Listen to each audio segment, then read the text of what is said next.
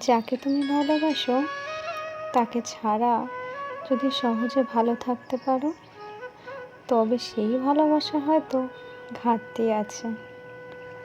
সত্যিকারের টান মানুষকে সহজে মুক্তি দেয় না। যার জন্য হৃদয়ে গভীরভাবে কাঁপে, তার অনুপস্থিতি কখনো স্বাভাবিক লাগে না। দূরত্ব মেনে নেওয়া যায় না, অনুভূতি নির্দেশে থামে না। সত্যিকারের ভালোবাসা অভ্যাসে নয়, তার প্রয়োজনের চেয়েও বেশি কিছু। যার সঙ্গে ভবিষ্যতের কল্পনা করা হয়, তাকে হারালে জীবনটাই ফিকে লাগে। তাই ভালোবাসার দাবি করার আগে নিজের মনকে স্পষ্টভাবে প্রশ্ন করো, যদি তাকে ছাড়া বাঁচা সহজ হয়, তবে তা হয়তো ভালোবাসাই ছিল না। সেটাকে নিজেই মেনে নিতে হবে। তাহলে সামনের মানুষটাকে তোমার জন্য চোখের জল ফেলতে হবে না। যেদিন আমি একা থাকবো না, তোমার দিনের ভিড়ে হঠাৎ আমার নামটা মনে পড়বে, যে কথাগুলো বলিনি অভিমানে, সে কথাগুলো তোমার বুকের ভিতরে কাঁটার মতো বিঁধবে। তখন বুঝবে আমি শুধু মানুষ ছিলাম না, তোমার অনেক না বলা কথা সঙ্গী ছিলাম। তোমার সারা রাতের গল্প করার সাথী ছিলাম। আমার না থাকাটাও একদিন তোমার স্মৃতির ভিতরে নিঃশব্দে জায়গা করে নেবে।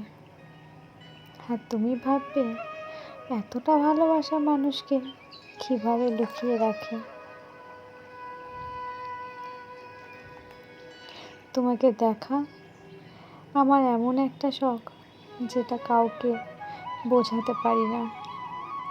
দিনভর ব্যস্ততার ভিতরেও হঠাৎ তোমার মুখটাই ভেসে ওঠে। অনেকবার নিজেকে বুঝিয়েছি, দেখা না হলেও কিচ্ছু যায় আসবে না। কিন্তু সত্যিটা হলো, এক ঝলক দেখলে বুকটা হালকা হয়ে যায়, যেন সারা দিনের ক্লান্তি এক নিমিষে উধাও হয়ে যায়। তুমি হয়তো জানোও না, দূর থেকে কেউ তোমাকে খুঁজে বেড়ায়। শহরের ভিড়ের মধ্যে তোমার মুখটায় চারিদিকে তার দৃষ্টি ঘুরে নেয়।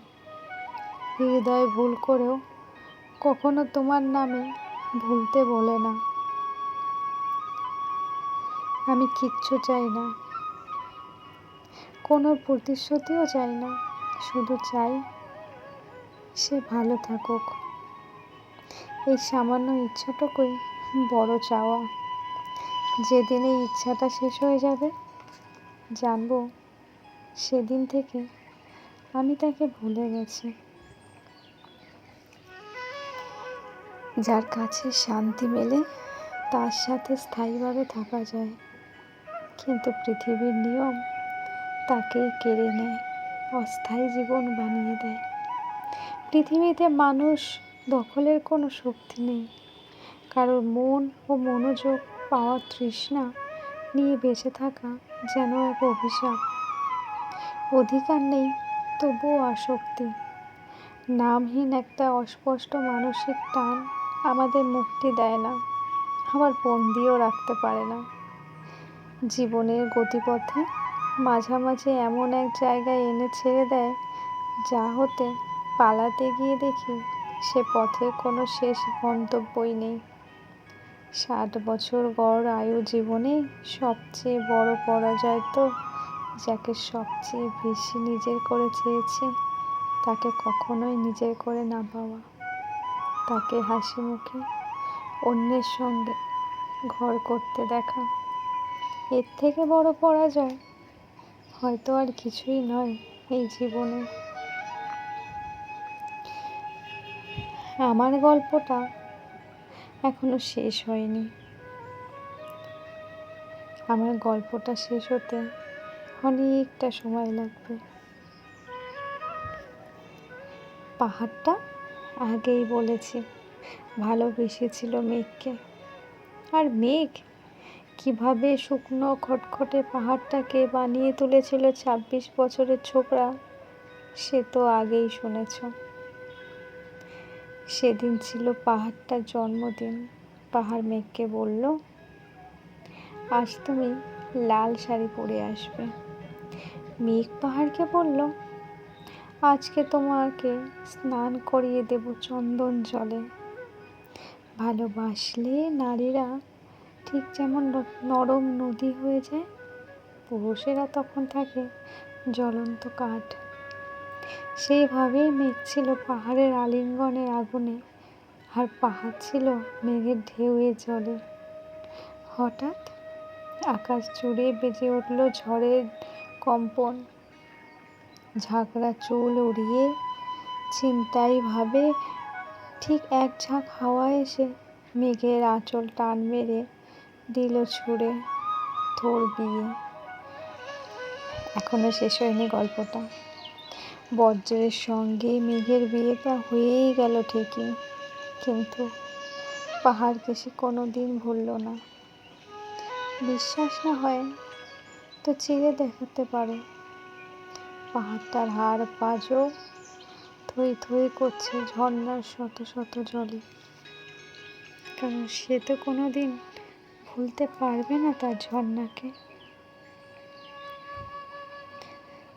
ভাগ্যের লিখনে আজ তারা আলাদা, কিন্তু সে কি পারবে কোনো দিন নিজের বুক চিরে ঝর্ণার সমস্ত জল নিজের থেকে আলাদা করে দিতে? তুমি তো জানোই আমি সামাজিকভাবে কোনো দিন পুরোপুরিভাবে তোমার হব না। আমিও তো জানি তুমি আমার একার জন্য নও। তা হোক না, তা আমার বেশি। আমি কি চাই জানো? সুরে কানে প্রবেশ করবে তোমার হাতছানি। শরীরে কখনো থাকবে, কখনো থাকবে না। সামাজিকভাবে বলো, কারোর কিচ্ছু ক্ষতি আছে কি তাতে? মনে মনে সঙ্গে থাকি। যে পথ কলেজ থেকে ফেরো রাস্তার ধারে, সেইখানে দাঁড়িয়ে থাকি এবং থেকে যাব আজীবন।